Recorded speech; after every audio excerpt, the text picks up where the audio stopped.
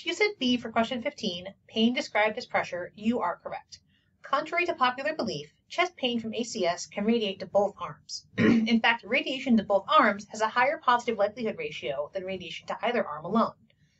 The description of the pain as pressure has the lowest positive likelihood ratio of the options. It's important to remember that not all patients with ACS present the same, and dyspnea, diaphoresis, syncope, and nausea can all be symptoms of ACS. For question 16, the correct answer is B. Administer TPA and then arrange for transfer to a facility with a cardiac catheterization lab as soon as possible. This patient has a type 1 MI, or an ST elevation MI. Coronary artery disease can be stable or unstable. Stable CAD is characterized by fixed coronary stenosis and plaques. Blockages greater than 70% may cause stable angina, which can manifest as chest pain, dyspnea, diaphoresis, and nausea with exertion that improves with rest. In this situation, the myocardial oxygen demand exceeds the supply during exertion. ACS, or acute coronary syndrome, is caused by unstable plaque rupture with thrombosis.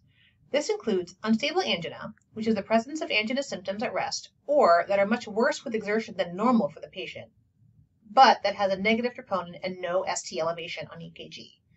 Type 1 MI, or ST elevation MI, also called STEMI, is the presence of unstable angina symptoms plus elevated troponin and new ST elevations in at least 2 contiguous leads or a new left bundle branch block on EKG indicating infarction of myocardial tissue. Type 2 MI, or non-ST elevation MI, or NSTEMI, is characterized by unstable angina symptoms with an elevated troponin but no ST segment elevations. In practice, the terminology is shifting toward type 1 and type 2 MI. You may still see STEMI and NSTEMI on exams. When evaluating someone with chest pain, it's important to characterize their pain with your PQR-ST questions, as well as to get information about their demographics, behavioral risk factors like smoking, and family history that can increase or decrease your pretest probability for ACS. It is important to get a sense of how sick the patient is. Do they have any hemodynamic instability? Their blood pressure should be taken in both arms, and a difference of greater than 20 millimeters of mercury or more between each arm, or diminished radial pulses on one side, should raise concern for an aortic dissection. Bradycardia can indicate a right-sided coronary artery occlusion. Murmurs are important to note to pick up emergencies like acute mitral regurgitation or free wall rupture, which is characterized by muffled heart sounds.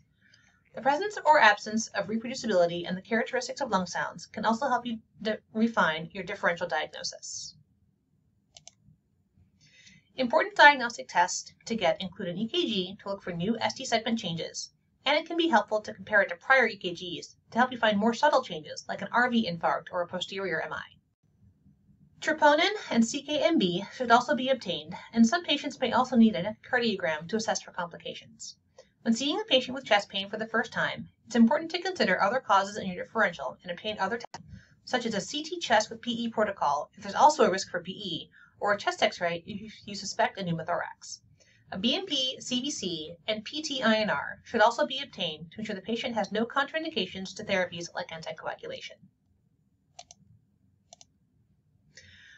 Once you've identified a type 1 MI or STEMI, the priority is getting the patient to the cardiac catheterization lab as soon as possible. The goal is to get them from the ED door to having their percutaneous coronary intervention, like a balloon angioplasty or stenting, in less than 90 minutes. This is called the door-to-balloon time. If your facility doesn't have cardiac catheterization, it is recommended to transfer them to a facility that does as soon as possible.